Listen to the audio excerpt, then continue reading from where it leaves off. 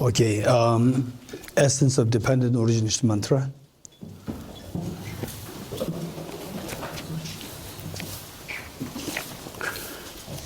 Which is on page 6.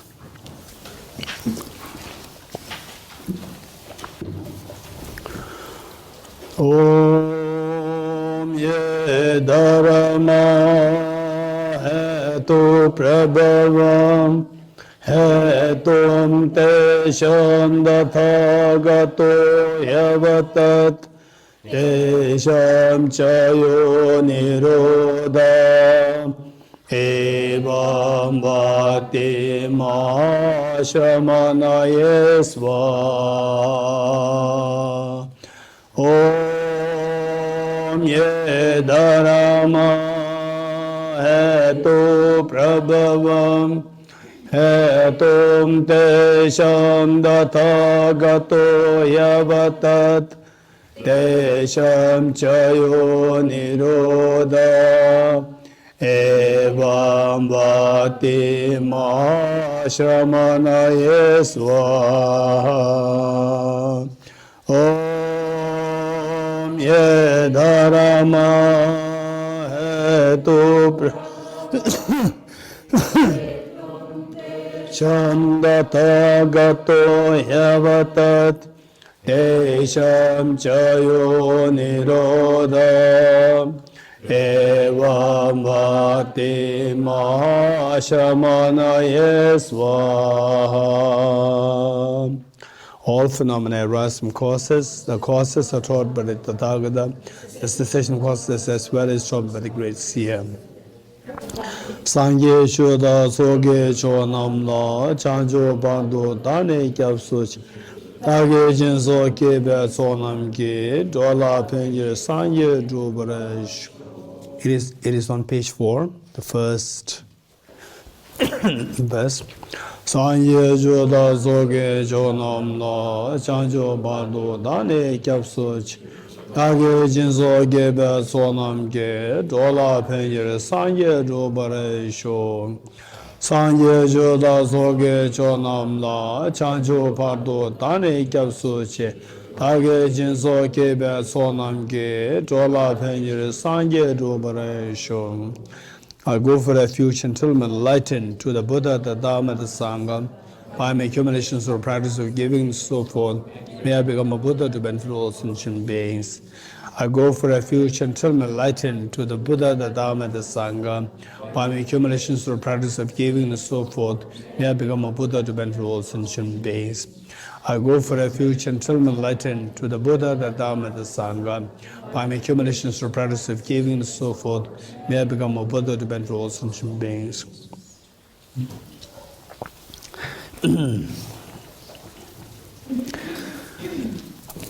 Okay, we have 3 chapters from which they are in Nagarjuna's text to cover, and also explanation of emptiness, which will, of course, take more sessions, and then we need to create the background or lay the ground for why we study this and so forth.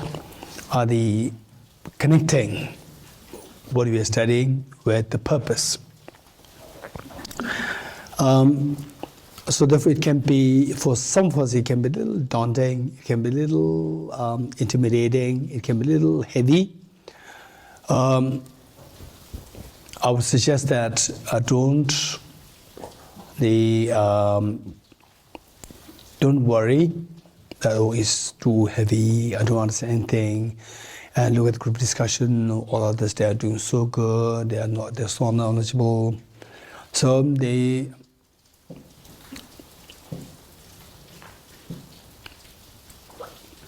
fact, those people, so here I can see many faces who have been in Dharma for many years, and particularly who are more, not just with Dharma for many years, but very systematically into Dharma for many years.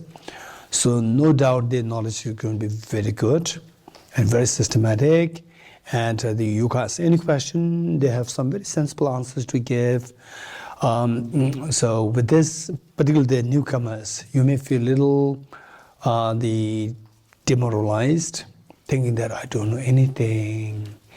So look, I just get nowhere, and there are all these the beautiful answers coming, questions coming, no questions coming in my mind, no answers, nothing. So in fact, even those people who are so good now, 5 years ago, 6 years ago, 7 years ago, 10 years ago, they are they were like what you are doing today. They were lost. And then after all these many years of systematic learning, putting effort, being consistent, not giving up. So now you look at the benefit. You see that the knowledge is so good. So this is one thing that we need to keep in mind. In other words, what I'm saying is that don't give up. And number one. Number two, that you may feel a little heavy. Of course, the topic itself is very heavy. So if you eat lemon, you can't expect it to be sweet. It is lemon. So likewise, they say, of course, this is a heavy topic. And some of you who are already exposed to this topic since several years, for you, this is, you will really enjoy it. And those of us who are beginners, you may feel a little heavy, particularly in comparing yourself with other people. You think that we're all just same. We are not same. They put effort, put effort the last many years. And so in a way, you should be feeling happy that you got the opportunity to be in the same class with those people who are already into this class for so many years. So it is like you should be feeling honored that you are just a high school student and got the opportunity to study with PhD students. It's a great honor, right? Don't feel that, okay, I don't know anything, look at these people. They are PhD students, of course. They should know more. But it should be the other way around. You should be feeling honored that, okay, I'm in this topic, studying this topic. And if you don't know what is meant by feeling honored to study this topic, although I'm a beginner, then later on you go to big monastic universities, Sera, Debung, and these big monastic universities, then tell them that I studied Arinagarjuna's text on emptiness, and they will give first impression, they will give you such a respect for you having studied this. Wow. How many years you studied? 20 years? No. 10 years? 5 years? No. Then 5 days. Oh, you're getting it? Okay, so don't disclose it's just 5 days. You're getting it? Okay, what I'm saying is that if you feel a little heavy, this is a great opportunity for us, extremely great opportunity for us. In fact, this is like a reality and also a word of encouragement that many years ago, perhaps 10 years ago, there was one of my relatives, and he's extremely pious, and he has been, doing dharma, studies, practice, getting up early in the morning, like 3 o'clock, and then reading the prayers, mantras for 2-3 hours every day. And one day he came to me. So particularly those of us who are coming here for the first time, or attending such retreats for the first time, or hearing about emptiness, learning more systematically, first time, remember this story. He came to me and he said that I have been doing these Dharma practice for the last 20 years, every day spending like 3-4 hours, every day, and getting up so early in the morning, like 3:30, and doing the prayers, making prostrations and so forth. Now already 20 years passed. From my life experience, from my own experience, I see that there is no change within me. I'm just the same person, the mindset, anger issue, whatever, it was just the same as before. Okay, the element of piety, devotion to dharma, and the mundane anxiety, stress, and the anger, disturbance is just the same as what I was 20 years before. So, where did it go wrong? Where was it wrong? This was the question. I said, don't worry.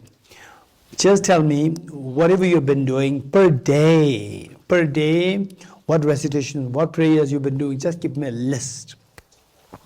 He gave me a lengthy list, huge list of what he's been doing every day, 3-4 hours every day.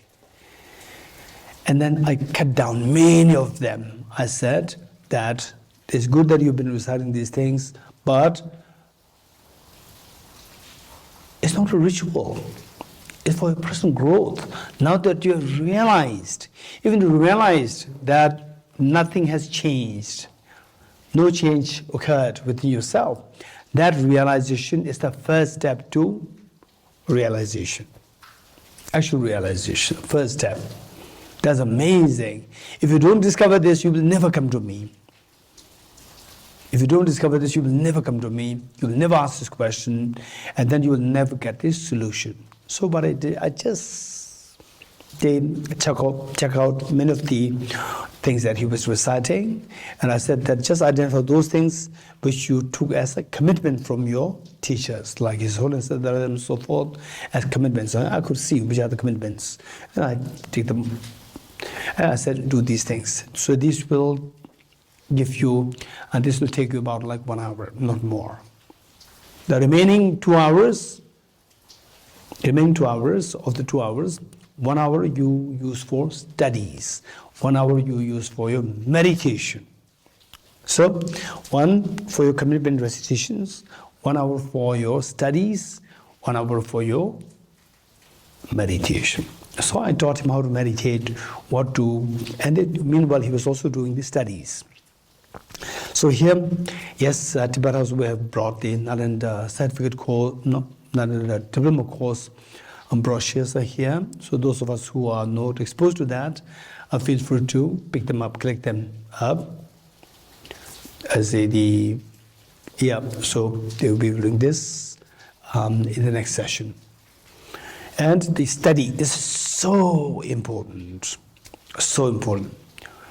And His Holiness the Dalai Lama, who is the final authority in the Buddhist teachings, he always encourages people that these books there, the books there, all the books there, His Holiness encourages that don't keep the books as a decoration or an object of piety, just to offer bowls of water and so forth, but they must be used as textbooks.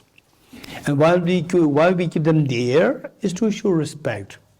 Respect, you study them as textbooks and put them with respect on higher places and make offerings and so forth, is to show respect, right?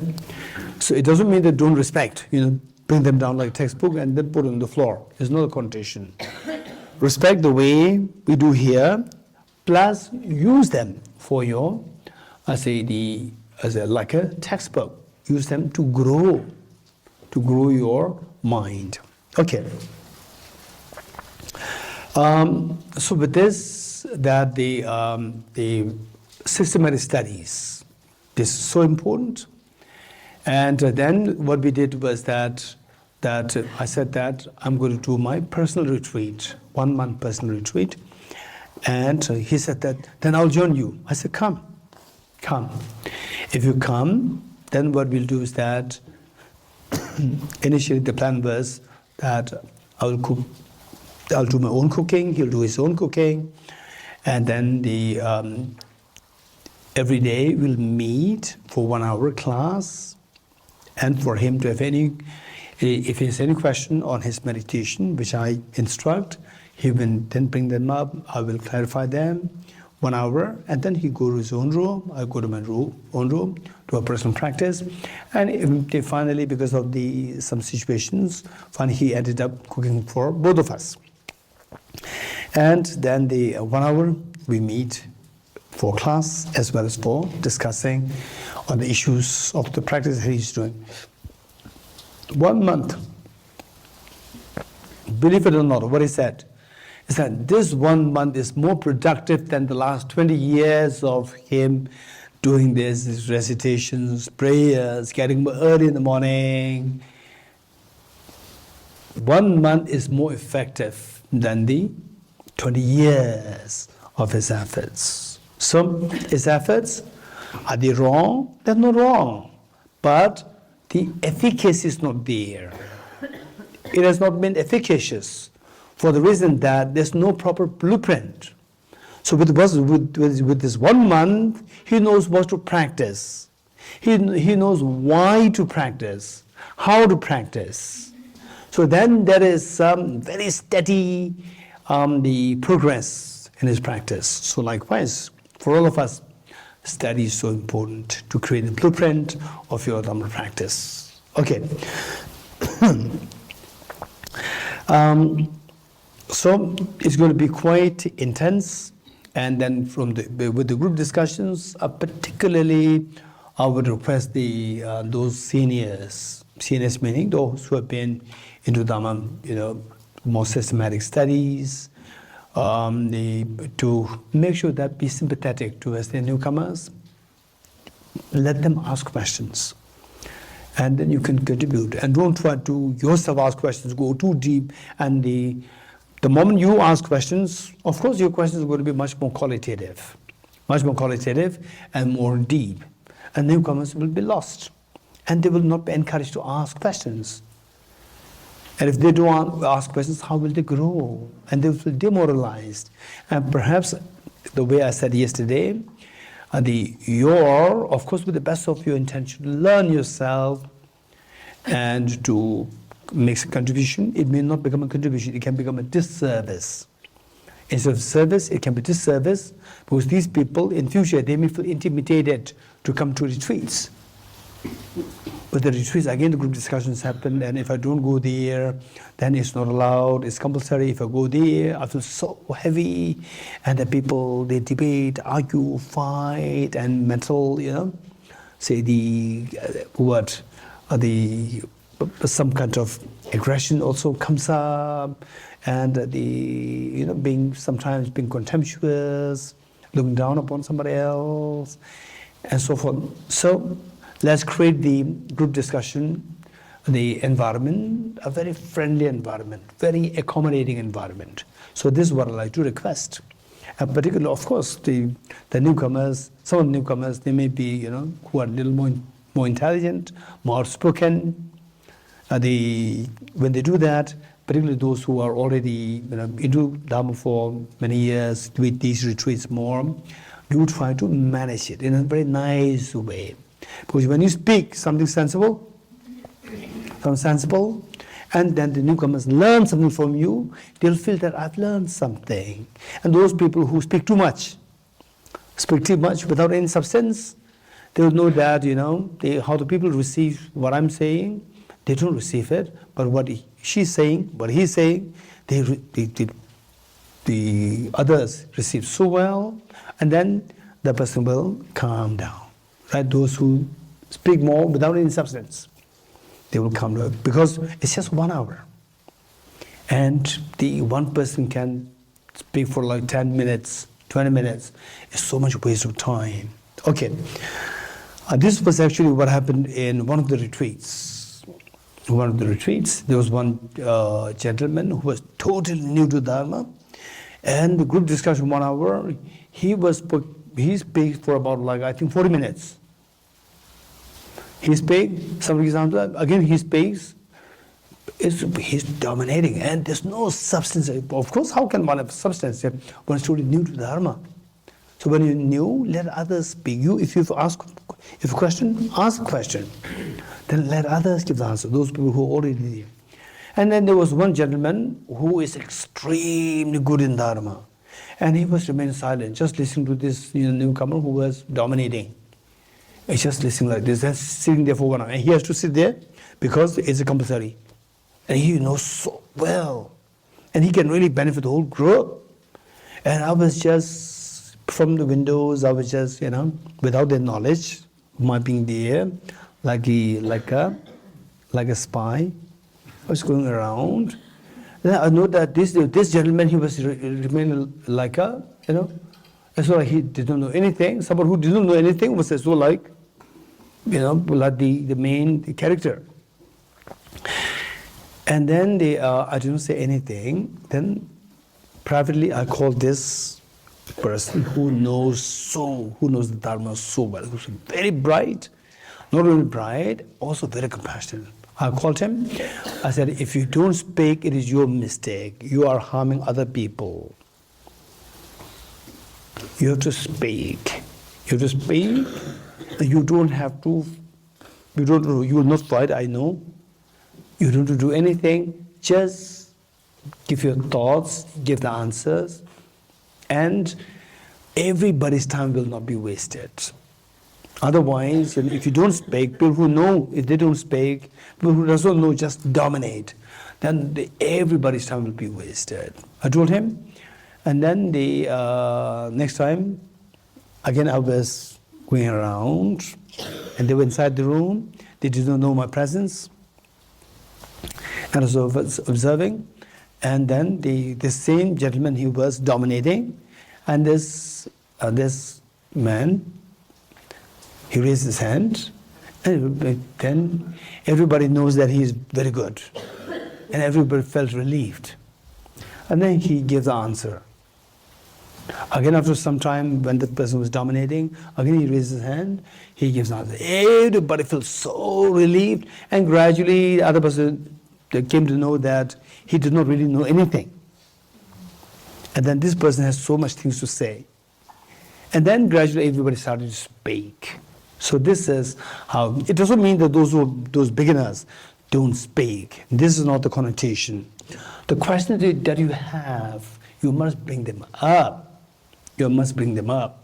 So, and people, in other words, if you don't ask anything, if you feel demoralized, this is where you are going wrong. Don't feel demoralized. So your job is, whatever question that you have, ask. It can be very simple, it doesn't matter. This is how everybody grows, even I. The question that I asked to my teacher, when I was many years ago, my teacher was said, very good, very good. And then when he actually started to give the answer in the public, in the class, my questions were asked more privately to my teacher. The answers that he gave, they were in the public. And then he would say, the people, they asked this question, actually it's my question. Then he gave the answer. And then the answer that he gave, he comes up with more questions.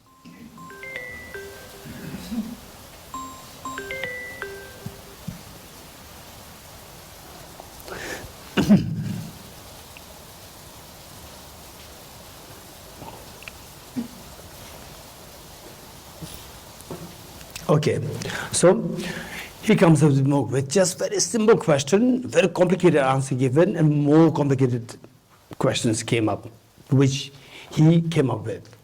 And I will feel so ashamed that later on, whenever I ask a question to him, he said, very good, I did not trust him. Okay, so with this, the point is that the newcomers, you must not suppress your questions, bring up your questions. And the senior ones, don't go too deep. First, listen to them and see if you can articulate, if you can bring joy in the face of the newcomers. So if their face lit up, which means that you have acquired a skill. The knowledge that you have is very clear. The indication, the clarity of your knowledge is that the people who listen to you, they can easily understand what you say. If that doesn't happen, even though you think that you learn a lot, you've been in Dharma for the last 20 years, but if the glow is not coming in the face of the newcomers, after you are given the answer, you will need to learn how to articulate your answers. So these are all the opportunities for you to grow, rather than you just throw a very complicated question and all the newcomers, they pull back. They give up. Okay, this is my the request to all of us here. Okay.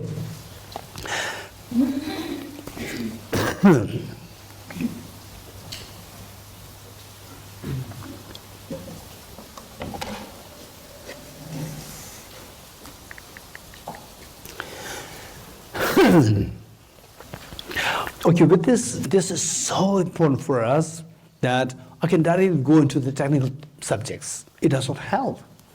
And then we should relate. We should feel that, okay, I learned something. So yes, these are my life challenges. There are so many life challenges, so many life challenges. And these life challenges, let's say, yes, of course, external factors are there, internal factors are there, and how heavy the life challenges are, how complicated the life challenges are, they are definitely determined by your perspective, your outlook of these.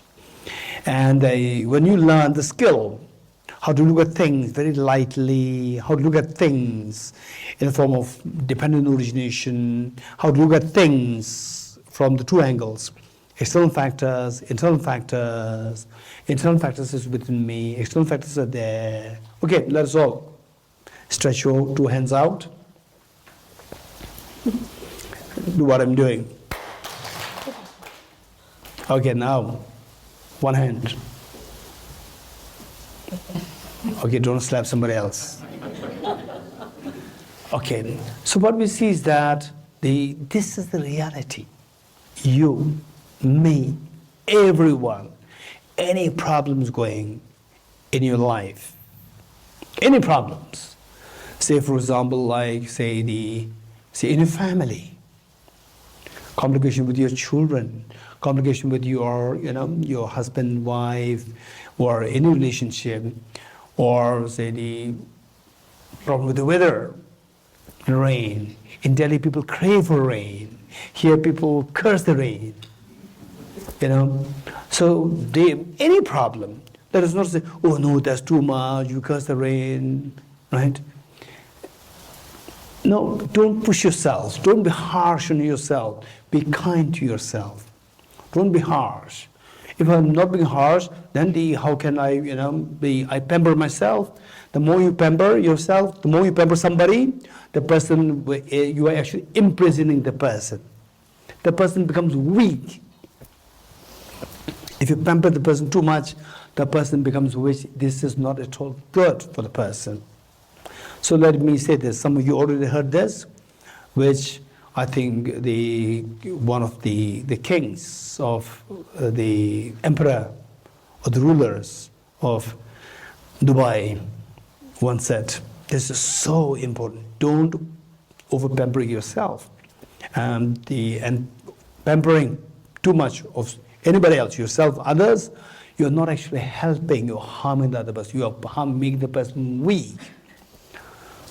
Once this ruler was interviewed, you are the father of the new Dubai. And what do you see of the future of Dubai, future of your country? And this ruler, he answered in a very different way. He did not answer it directly. What he said was that my grandfather rode a camel. What's the question? What do you see of the future of Dubai, the future of your country?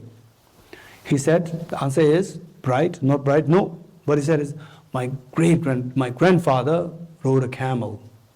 Yes? The desert places, they use camel. My grandfather rode a camel. My father rode a camel. And I am riding Mercedes. And my son will ride Rolls Royce. My grandson will ride Rolls Royce. And my great grandson will again have to ride a camel. And the interviewer was confused. What are you saying? What does it mean? What do you mean by this? Let me repeat what he said. My grandfather rode a camel. My father rode a camel, and I'm riding Mercedes. My son will ride Rolls Royce, and my grandson will ride Rolls Royce, and my great grandson will again have to ride camel. What do you mean by this? He said, because difficult times produce strong men. Strong men produce easy times. And easy times produce weak men. And weak men produce difficult times. This is the message. So if you pamper means make things very easy for somebody. And that person becomes so weak. Easy times make the person weak. And the weak person makes difficult times. Right? Okay. So with this, the thing is that we go through difficulties. Yes, everybody has sad stories to share. Everybody has sad stories. And if you say people who do not have anything to eat, they have a problem. Yes, this everybody considers a problem. And if you have your regular meal, very good meal. Looking at King Charles' meal, I'm so poor. It's a problem. And King Charles, he may think that it's so boring, always the same, right? And there's nothing better than this, because he got the best. There's nothing better than this, so boring, right? Life is miserable. Everywhere, everybody's going through some problems. And we have own problems, right? Now, these 5 days, let us explore that, try to connect with the real life challenges that we have. For example, we have health issues. Health issues. They're very severe health issues. And family pressures. So many problems are there. One after the other. Problems are there. Is there a way out? Answer is 100% yes. 100% yes. The answer is yes, but I don't find a way, which means it's my wrong, it's my mistake. No, it's not your mistake. It's not your mistake. Perhaps you are somebody who must be extremely meritorious person, that you are in an environment which is not too meritorious. So there's a saying that this is very important. It's very important that this story, I would say this is a pure story. I don't know whether it's a real story. I personally would say this is a pure story, but with the message.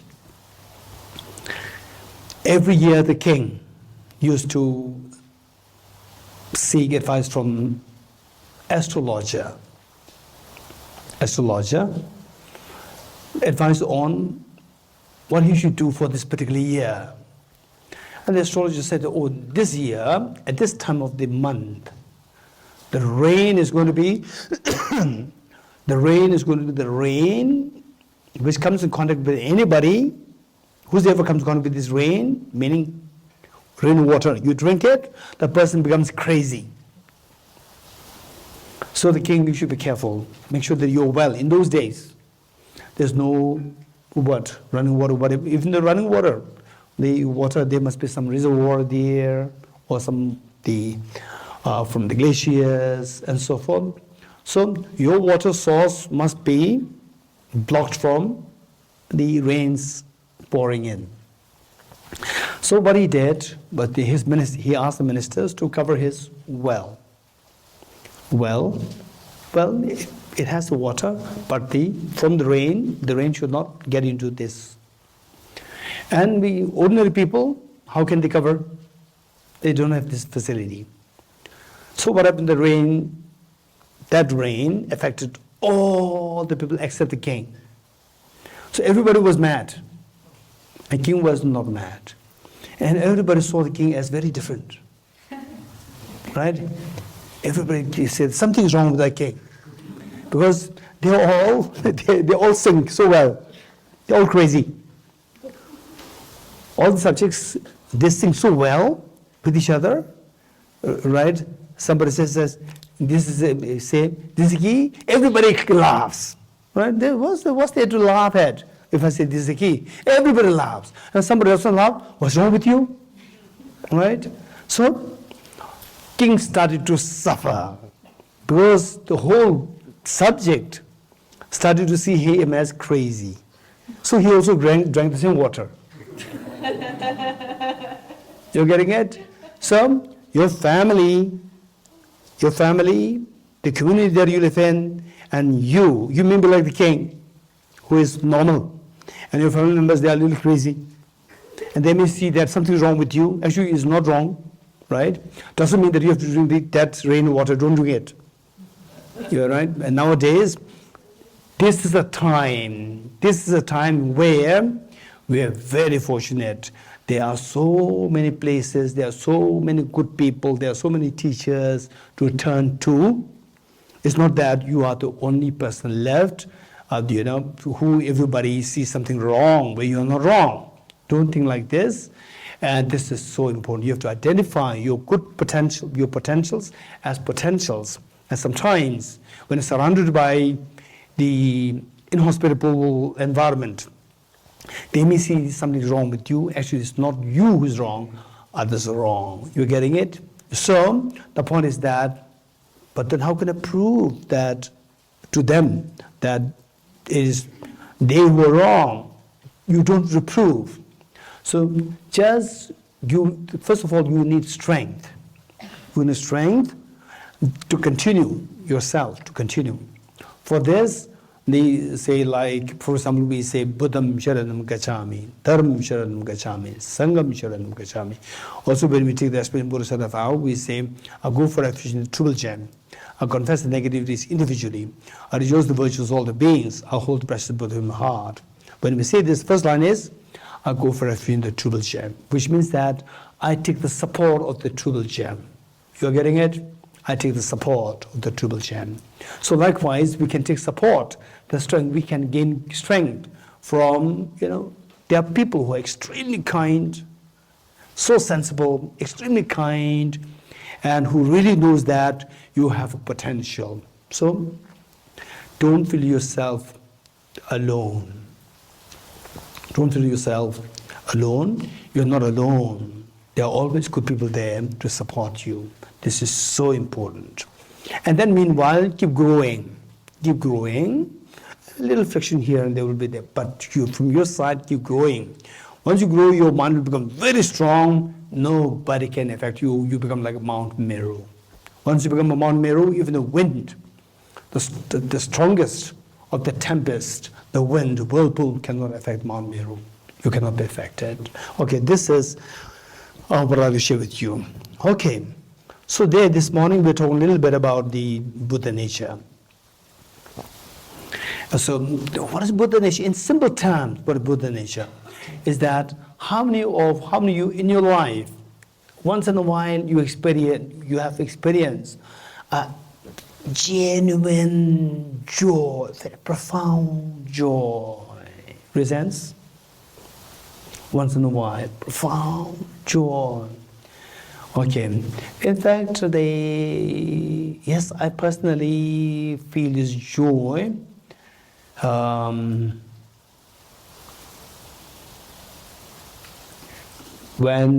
time when my aeroplane landed in Singapore.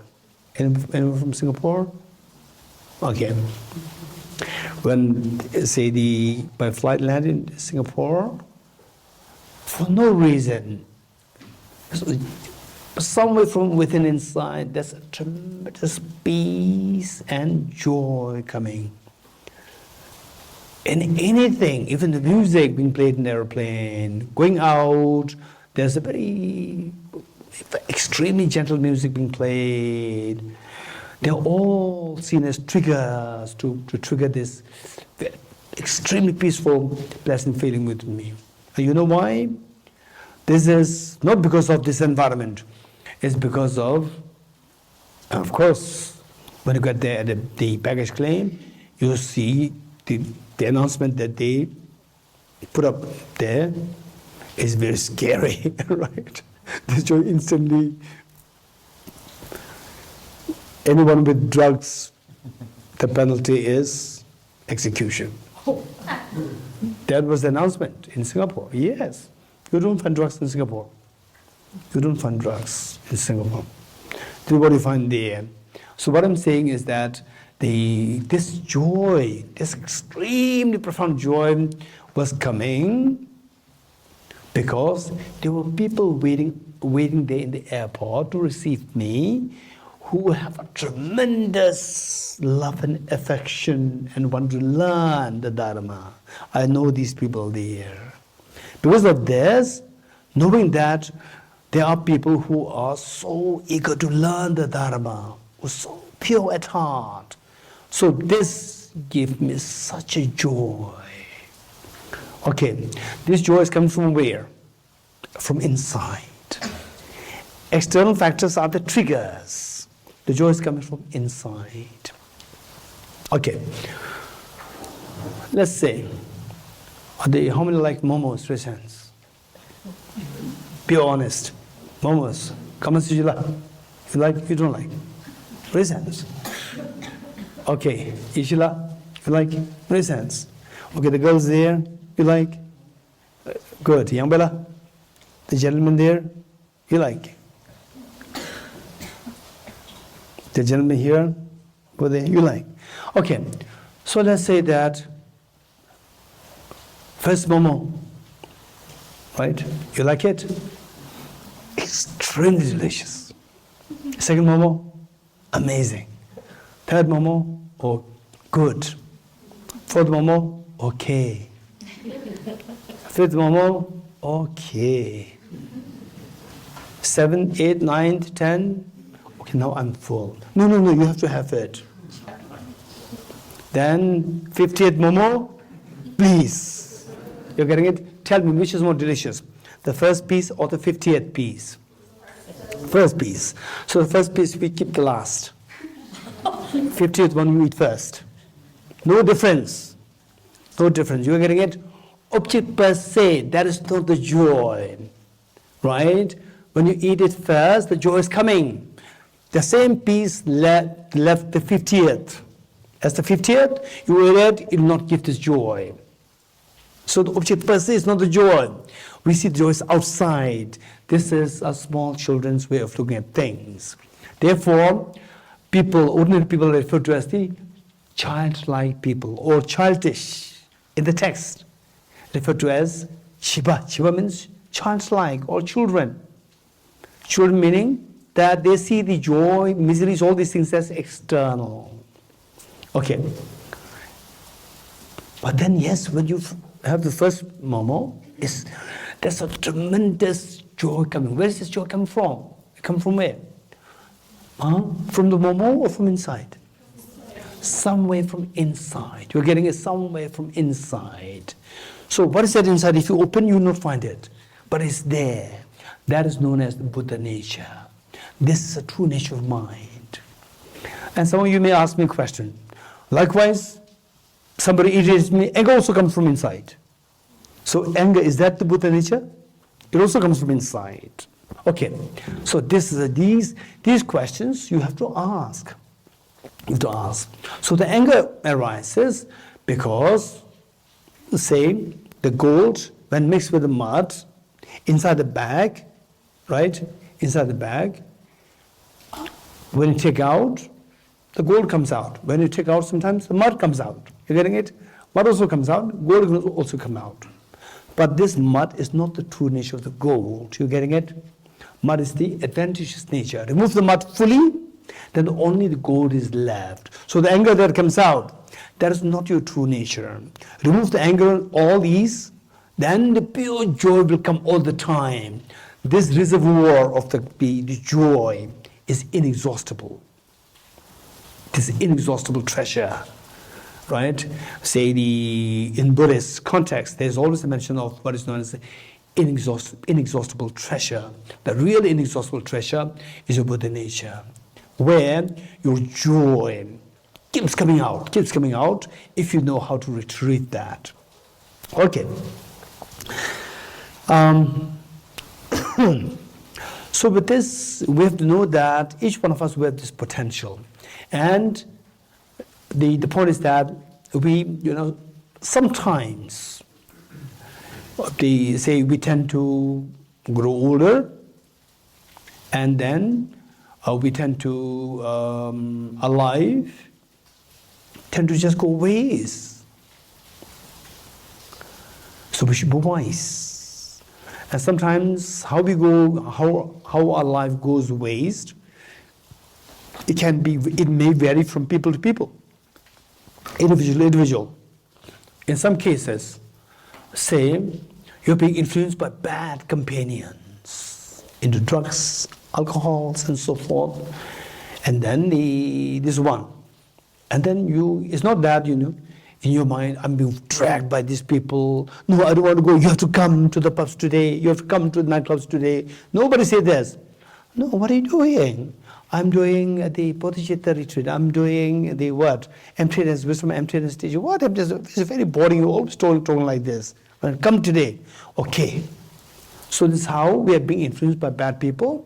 And then 1 day, 2 days, 1 month, 2 months, 1 year, 2 years. And then, right, you become older.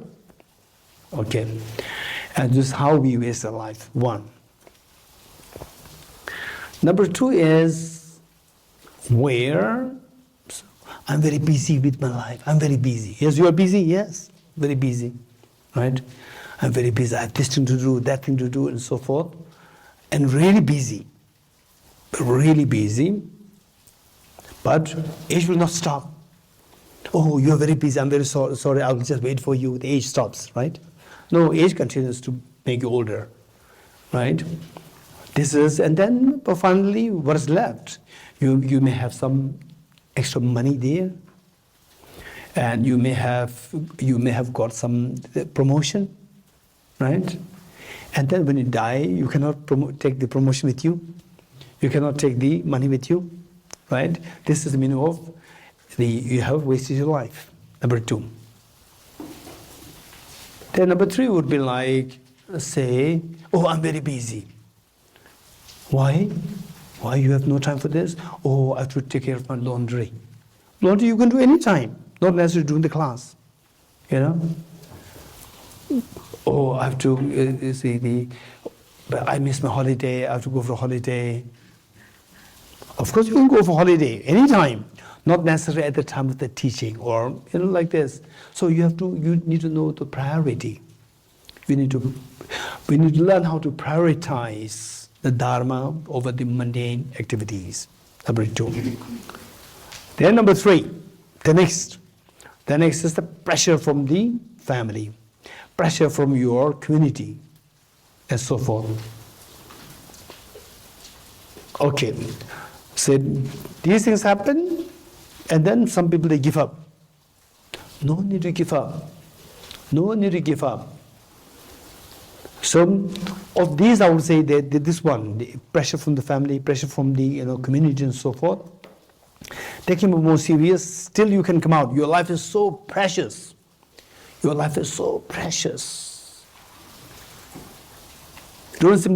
give up. Your life is not like a toy. This is so precious. There's a way to get out of these problems. So the first thing is, always turn to people who are into dharma, who are very experienced, who are knowledgeable, and who have a sense of concern, who cares for you. Turn towards these people. This is so important. And then, meanwhile, keep growing yourself within dharma. Then you will be in a position to help those people. Your family members, your community, they see that your thinking is very different, is so precious, it's very different from ours. And this thinking makes the person maintain the sanity of the person. And for us, we think that we are normal, but we are not normal. We are suffering terribly badly. And look at him, look at sheep, look at her, look at him. manage, all these difficulties so wisely, maintain the calmness of his mind, her mind. That's amazing. We have to learn from him. We have to learn from her. We have seen this boy the last 10 years, 20 years. We have seen this girl the last 10 years, 20 years. There's such a development, progress in the calmness, the joy. And we do not have this. So we are pressurizing this boy, the girl, and then actually he should actually pressurize us to drive us into more normal life. What we are doing is wrong, what he's doing is correct. Okay, so that you can help them greatly. Okay. So having said this, the next is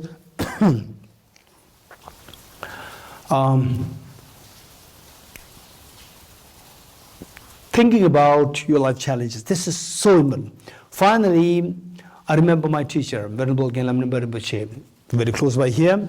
He passed away, and when I was in my just 20s, 21, 22, or maybe even less, younger than that, 20, 21. No, when I was in school. That was when I was 17.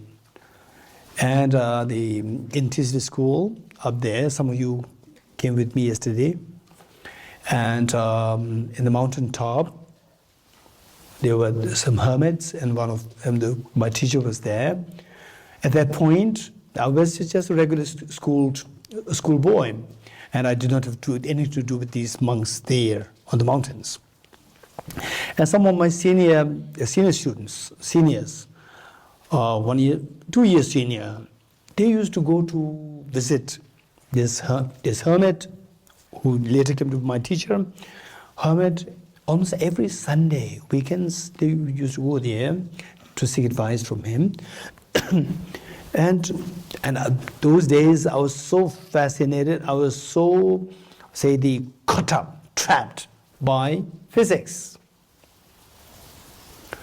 Physics and anything else which doesn't have anything to do with physics is just trivial in the mind of this young boy.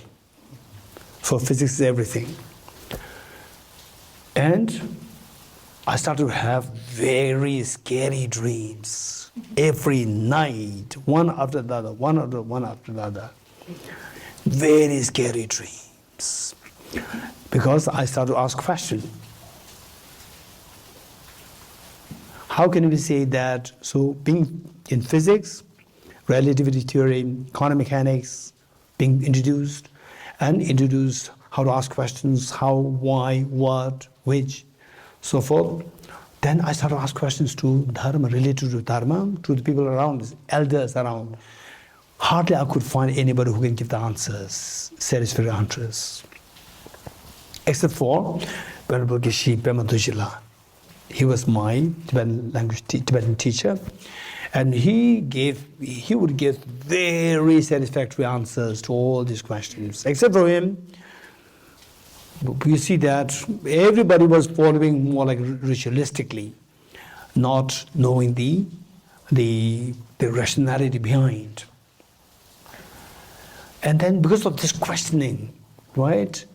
Because of this questioning, I started to have bad dreams, almost like whole 1 week continuously, every day, very bad dreams. One time, in a hostel, in the dream, through the door, I could see, just two eyes without body, two eyes coming closer towards me.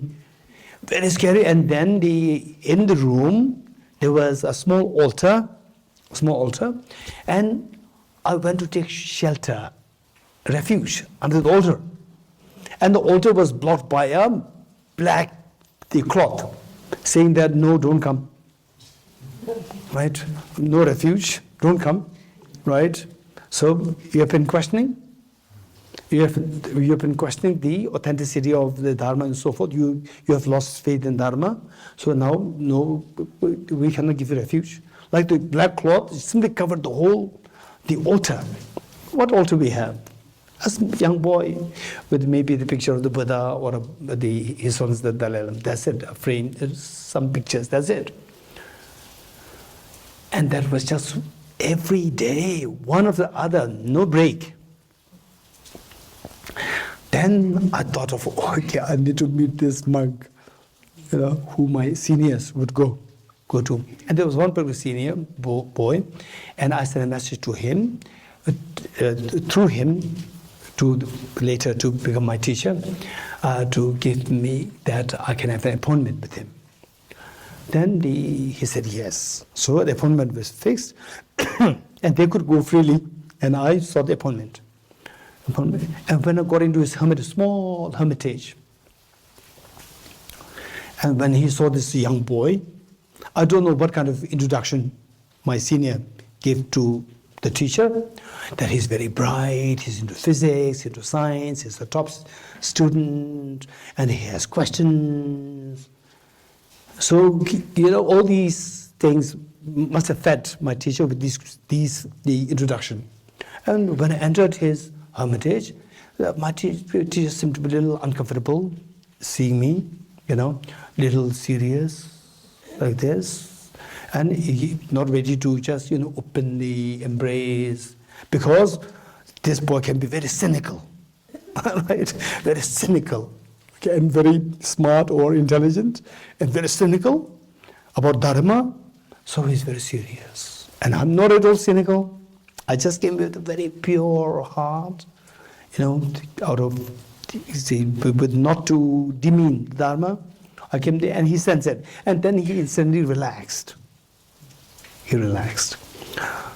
And what he said, even today, that was back in 1987. How many years now? 1987. 30, 35, 36, 35, 36. Even today, after 35, 36 years, I could not stop myself being baffled by the one statement that he made. What he said is that, Dorji, if you have no suffering, you don't have to go for dharma, you don't have to practice dharma. This is what he said. Extremely scientific, extremely logical. That's amazing. Oh, you have to practice dharma, without which next life you will suffer. No. You will suffer, you'll be punished, you'll pay penalty, you go to hell. Nothing. If you have no suffering, no need to practice dharma. That's amazing. In other words, we all have suffering in one way or the other. And some young people, they tend to forget the suffering very easily. And if you think that you don't have suffering, right, don't worry. There are many more years awaiting with the whole package of suffering for you, right? For you, for me, for each one of us. And elders, they have the experience, right? Elders, they have the experience. And the young of us, they do not have the experience. So, time is waiting for you with the whole package of Christmas gift of sufferings, right? For all of us. So, seeing this, the Buddha's teachings, oftentimes I tell people, when I meet with the individuals, when I see the degree of the anxiety of the individual, not created by external factors, how the mind takes a form, the natural tendency of the person's mind into anxiety and stress. And when I see that the degree is quite strong, quite big, or quite great, what I tell people is that bad things can happen. Tragedies can happen at any time to anybody at any place. So we should prepare ourselves where you will not break down at that point. You will not be shattered at that point. So I suggest people, seeing this state, I always suggest people, you don't have to do anything, just recite the Buddha's 4 lines. The 4 seals. All composite things are impermanent. All contaminated things are suffering nature. Everything is of the nature of emptiness and selflessness. Transcending sorrow is absolute peace. So I just suggest, just say this 3 times a day. If possible, reflect on the meanings. In a way, why I'm saying this is that this person will gradually, this mind will gradually learn to accept the reality on the basis of these 4 seals. 4 seals, and then when the very severe tragedies hit you, the person will not be, badly affected, not go into shocking state. So this is so important. So I know that there are many of us here who already learned these 4 seals for many years, but for me, after all these many years, still today, I can't imagine the wonder that I feel over each of these lines. One line is good enough to just throw me into the sense of wonder. How come that Prince Siddhartha, just at the age of like 29 through to say the 35, I'm already 55, 20 years older than Prince Siddhartha when he became the Buddha. But I'm 20 years older. But what he said, what he discovered at the age of 35, it continues to baffle me. It's so mesmerized, which just make me feel awestruck with, wow, that's amazing. All composite things impermanent. In one line, he presented the reality of the life. So comprehensive, amazing. So when you relate these 4, then you will know how to come out of these challenges, how to come out of these miseries, how to come out of these, for example, like the pressure from the family, pressure from the community, your ill health, right, and so forth. So then, how to come out with these problems? So oftentimes it is our self-made. Say, when you create problem, when you fight with somebody else, how can you expect a person to say nice words to you? We can't expect that. The person also fight back. So this is self-made. Whereas you don't do anything, but there's some, your husband, your wife, your family, they just create pressure on you, not to go do dharma, like this. Then this is not a mistake, but still there's a way out. How to find a way out? How to find this way out is these 4 lines. And these 4 lines, just by reciting, the Buddha will then bless you. No, you have to know the meanings of these 4 lines, and then the real blessing is when you know the meaning. You know how to act properly. This is the real blessing of the Buddha. Don't expect miracles happening. If at all there's a miracle, this is a miracle, that you know the meaning, and then you act according to what the Buddha taught. This is the real miracle. This is the real magic. Okay. The first line says, all composite things are impermanent. We need to know the 4 seals. And this is the foundation for the Theravada Buddhism, Chinese Buddhism, Tibetan Buddhism, or in other words, Buddhism in Pali language, Buddhism in Sanskrit language. This is the foundation, the 4 seals of the Buddha's teachings. In Tibetan, Tawakata Geshe. One time, somebody wrote an article on the 4 seals. And of course, I know the person so well. And the person asked me to please read it and then give her feedback. And of course, she is very learned. I read it, and of course, the person learned the Dharma for like 20 years, very systematically. I read it, and then I just gave some feedback.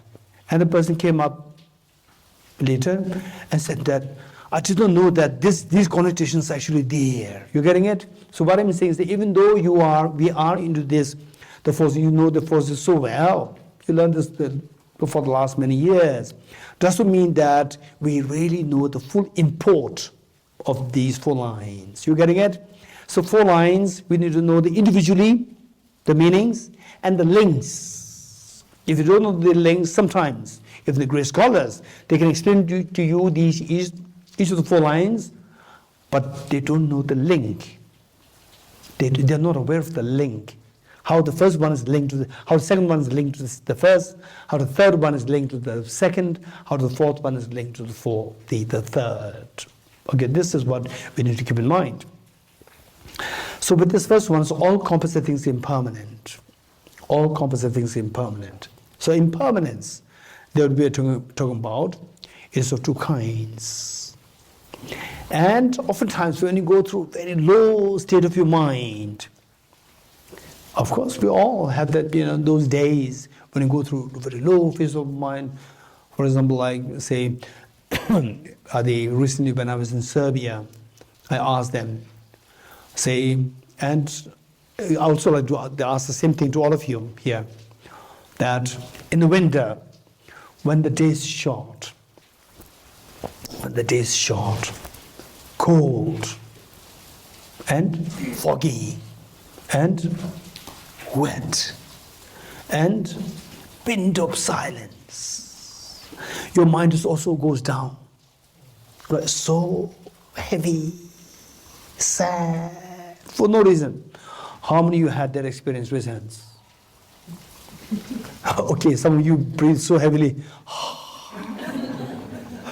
The person realized that, wow, he's just like, exactly pinpointing to what I've been through. Raise hands. Who never had such experience? Raise hands. Who never had such experience? Winter, short daytime, and very cold, wet, foggy night. It's too early for you to go to bed, and you have nothing to do. And outside, wind of silence. You want the birds to chirp. No birds chirping. People making noise, no noise. Wind of silence. And your mind droops down.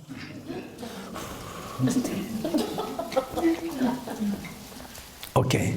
How many of you have never had this experience, Resans? Huh? It's not all inside my country. She's from I know. All like that emotions. Okay. Okay. Short days doesn't mean like, 4 hours a day and like how many? 12, 18, 20, yeah, like 20 hours a night, 4 hours. No, not to that extent. There are some places like this. Say, for example, like here, Dharamsala, in the winter, at dusk, like 5, 6, it becomes, the dusk falls. And we get up like, usually 6 means it's very bright. Still, it's not bright, cold, right? Okay, if you don't have this experience, either stay in Dharamsala for the winter, or go to, particularly it must be a little wet. The wet, like this sound, tick, tick, tick, tick, tick, tick, tick, tick, tick, tick, wet, a wind of silence. And the best would be go to Scandinavian countries in the winter. Very cold, right? And somebody described who lives in Laul Spiti, and there's one monk. He described it so beautifully. So if you want to know what that is like, go to Laul Spiti. I'll arrange it. Laul Spiti in the winter. He said that. How many months? 4 or 5 months. Cut off from the world. This is his description. 4 or 5 months, cut off from the world, rest of the world. And you see only white, every white. What is snow? White, so cold. It's just so like totally lifeless. When he was saying this, for sure, he disliked that. So you can go there. Yeah. Okay. When these things happen, and this is just one example. It's one example. In your life, there are so many things which make your mind go down, feel so sad, feel so frustrated, you know. So there, the first line, all composite things impermanent. If you remember this line, even if you cannot go into the depth of the meaning of this line, just by saying impermanent, if this will pass, if this moment will disappear like a memory, right? For example, they say, do you remember the things, say the unfortunate things or sad things that happened 15 years ago? Raise hands, who can remember such things in your life? Sad things that happened to you 15 years ago or 10 years ago, for the younger ones, 10 years ago. Yes.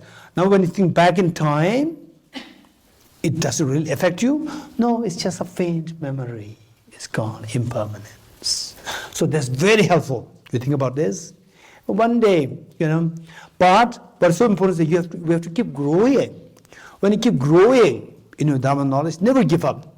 Keep growing in your Dharma knowledge and always keep in touch with the community, with the people who really support you, who really take care of you.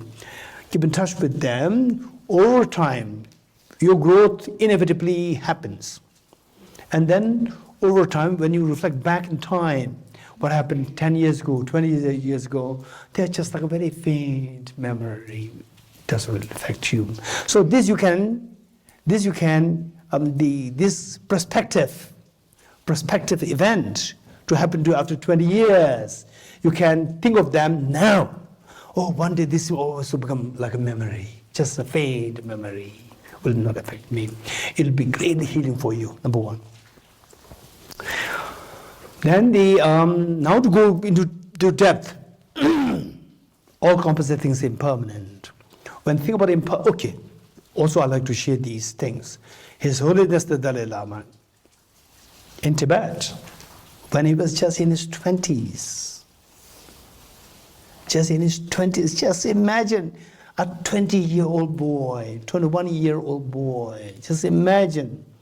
How many of you are younger than 21 reasons? How many of you are younger than no one? His Holiness was just 20 or 21 then. And communist CCP generals, they were coming there to harass His Holiness. Right? Mentally. Finally to take up to annex Tibet.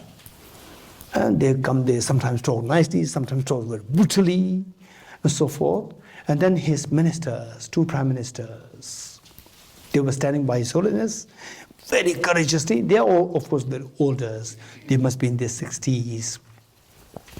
And they were the CCP generals. They were threatening these 2 prime ministers of Tibet. And they stood so firmly, to the extent that eventually one of the prime ministers, he became so desperate. Personally, in private, he came to have consultation with His Holiness the Dalai Lama, and then he was on the verge to resign, you know. And His Holiness, as a young boy, just 20 years old, just imagine what advice he gave. Even this also impermanent. This is what His Holiness advised. So what I'm saying is that look, in real life, how relevant these Dharma practices are to heal you at desperate situations. They'll help us. And remember these things happening to His Holiness the Dalai Lama, right? And then what is happening to us is very small, individual. So it'll greatly help us. You getting it? Okay. So now we have to go a little deeper into this. All composite things impermanent. Composite phenomena. And oftentimes people think that the Buddha taught everything is impermanent. And that's not true. And even some big acclaimed professors, they said that Buddha taught everything is impermanent. That's not true. Only composite things are impermanent. Because the first line says what? All composite phenomena, all composite things are impermanent. Buddha did not say everything is impermanent. Buddha said all composite things are impermanent, connoting that there are things which are non-composite. Non-composite things are not impermanent. Composite things are impermanent. Of course, we cannot go into detail, but in the group discussions, those of you who are interested, what is composite, what is non-composite, feel free to bring this up. And there are many seniors doing NMC, NDC, you help them explain these things well, and then you don't end up yourself ending up into a heated debate with your the seniors, right? I can see anyone from NMC 1 raise hands. NMC 1. Okay, NMC 2. Okay, many from NMC 2 and NDC 1, 2, 3, NDC 1, 2, 3, 4. Okay, there are many of you. So I would say that NMC 1, NMC 2, NDC 1, NDC 2 and 3. 4, you are just now studying. Others can help the rest of the participants here. What is composite, what is non-composite? And if the question is a very serious way, you find it very difficult to bring this up, we can discuss in the class also. Okay, all composite things are impermanent. The composite things mean things which are composed of, say, the material particles and temporal particles. Things which are composed of material particles and the temporal particles. What do you mean by material particles and temporal particles? For example, say this flower. This is the one entity as a flower. But if you look at it very closely, we see that there are so many petals. It's composed of the petals. And each of the petals, if you dissect them further, you see that they are made of the cells. And the cells, you dissect them further, you see that they are made of molecules, the chromosomes, then the molecules. And then you dissect them further, you see them that they are made of atoms. So we see that these are made of the material small particles, material parts. And then what about the temporal parts? Some of you may be more interested in this part. Temporal parts. Temporal meaning time, parts in time. For example, say our mind does not have material parts, but it has temporal parts. What do you mean by temporal parts? That our mind exists in time. For example, say the 2023. Today is March 31st. Say March 31st. And 2023, March 31st, which means like 3 months of this year. 3 months being completed. 3 months. What is meant by 3 months? So my mind existed in these 3 months within this year. These 3 months. So the mind of the first month, January 2023, the mind of the second month, mind of the third month. Mind of the third month, the same. Mind of the third month, again we see that the third month has 31 days. 31 days. The first day mind, second day mind, third day mind, and so forth. There are 31 divisions within the March of 2023. 31 divisions. These divisions, these parts, small parts, the first day, second day, third day, fourth day, these parts are not the parts in material sense. These are the parts in time, because days are time. Okay. So we see that composite phenomena means things which are composed of material parts or temporal parts. And all let's say all the material things like your body, the table, the flower, the house, and so forth, these have material parts as well as temporal parts. Material parts meaning parts in dimension, east, west, north, south direction, directional parts. Material parts meaning directional parts. And then mind does not have directions. It only has parts in time, directional parts and temporal parts too. So anything which is made of these two things are known as composite phenomena. Whereas composite phenomena should necessarily be impermanent in nature. You getting it? What is meant by impermanent? What is meant by impermanent? Impermanence has two connotations: gross impermanence and a subtle impermanence. Okay, we'll stop here.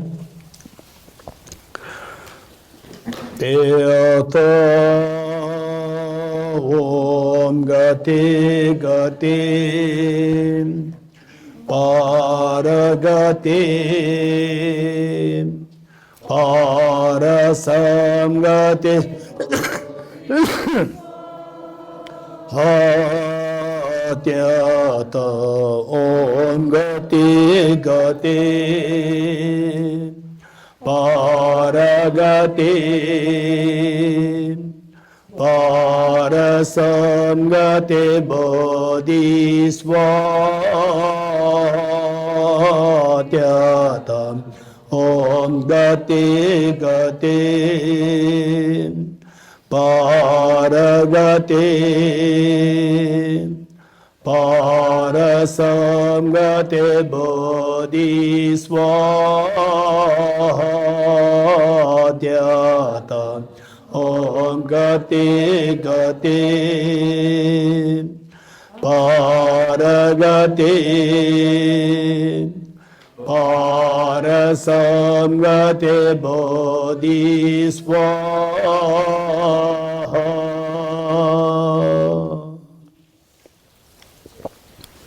Okay, 3 prostrations together.